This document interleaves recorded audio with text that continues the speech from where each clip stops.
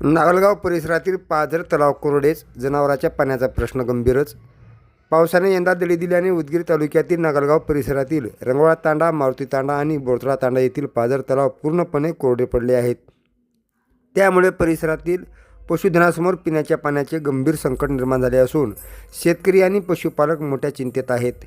दरवर्षी पावसाळ्याच्या सुरुवातीलाच हे पाझर तलाव पाण्याने भरत असत। या तलावामुळे जनावरांच्या पिण्याच्या पाण्याची मोठी सोय होत असे, मात्र यंदा पुरेसा पाऊस न झाल्याने तलावात तळ गाठून कोरडे पडले आहेत।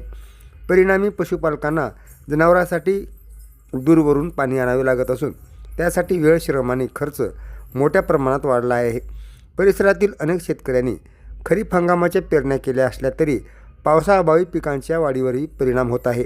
एकीकडे शेती आणि दुसरीकडे जनावरांच्या पाण्याची समस्या, यामुळे ग्रामीण भागातील नागरिक दुहेरी संकटाचा सामना करत आहेत। आगामी काही दिवसात समाधानकारक पाऊस न झाल्यास परिस्थिती आणखी गंभीर होण्याची भीती व्यक्त केली जात आहे। निसर्ग कोपला, पाऊस दडी मारल्याने पाझर तलाव कोरडे, जनावरांच्या पाण्याचा प्रश्न ऐरणीवर, अशीच सध्या नागलगाव परिसरातील परिस्थिती निर्माण झाली आहे।